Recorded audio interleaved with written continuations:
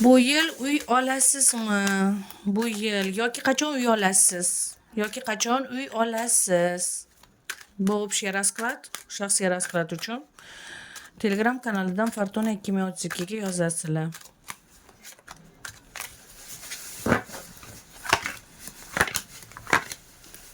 Qachon uy olasiz?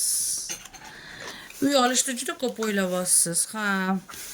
Uy olish juda ko'p o'ylayapsiz.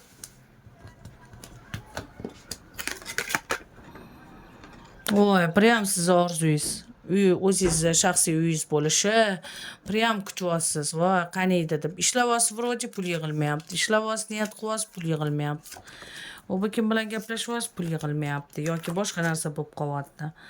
Yo, uy olasiz, uy olasiz. Uy olasiz. Uzoq 2 yilda yoki 2 oyda. Uy olasiz, juda xursand bo'lasiz. 2 oydan 2 yil ichiga uy olasiz.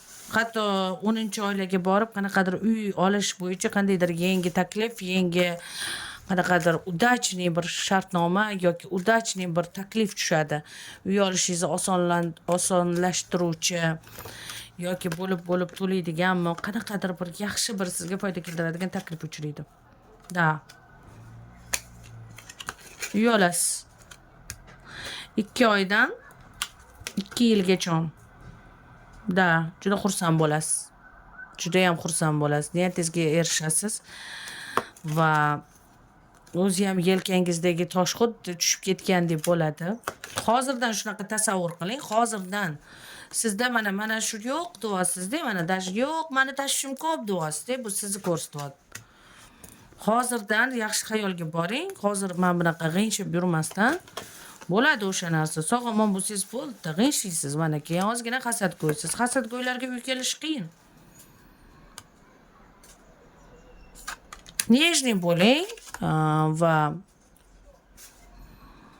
keyin juda ham nimadir kim bilandir ajrashgansiz. Ayriliq, ajrashuv bo'lgan.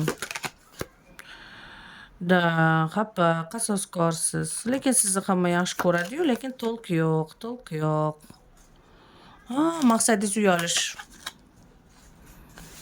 Hozirgi paytda juda jahldorsiz, o'zini o'zi himoya qiladigan. Koroleva jezlov, voy, juda o'zingizga ishonchli, o'zingiz maqsadlaringiz aniq, albatta uy olasiz. Uyingizga uylar qo'shilaversin. Vot, uy olasiz albatta.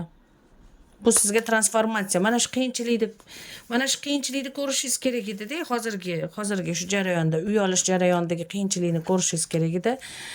Aynan shundan keyin uy olish bo'lgan maqsadingiz kuchaydi.